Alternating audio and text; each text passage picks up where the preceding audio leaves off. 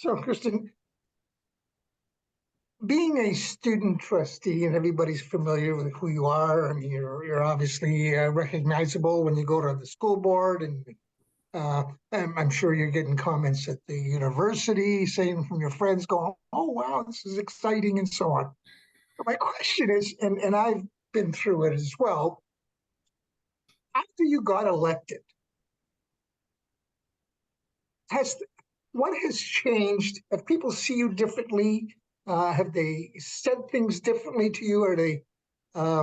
What's your experience since you've been elected? And it's been just what, I guess, just over a month now. Are you? Oh, that's plenty of time, Angelo. Plenty of time. So, give us your experiences. What you were experiencing as a student trustee, and now you're an elected official. And what is the difference, and how are you going to be different? Yeah, so when I was elected, I actually, a lot of people, when I was attending like these different events, congratulated me, of course. I knew a few of them. I worked alongside of them while I was a student trustee. I feel that I was still, like, even while I was a student trustee, I had that sort of respect around other people who may be much older and much more experienced and wiser than I am.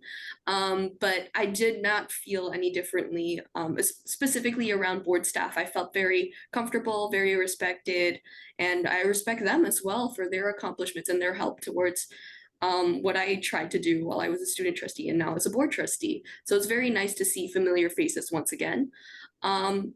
Once I was elected, it was a bit odd for me to think about because I was closer in age and experience also to the student trustees than I am to the other board trustees or even some of the board staff as well, due to my young age.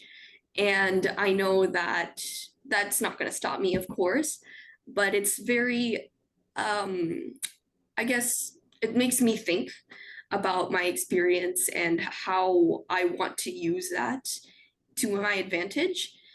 And because I'm closer in age to these student trustees, I want to make sure I can use my actual binding vote. So as I mentioned before, being a student trustee, you don't have a binding vote. You're also not able to bring up certain motions or typically initiatives, policy changes by yourself. You do need someone on the board table who was elected by the municipality to sponsor your motion.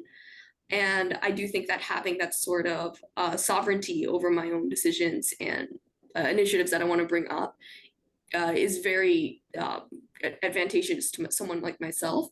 And I just want to do that to help out and work alongside the student trustees as well as different students and parents, community members who bring up certain concerns that I would like to address. So I do find that there is that big gap there. As a student trustee, I did get the experience, but there were a lot of limits and gaps that were existed. So I still have quite a bit to learn.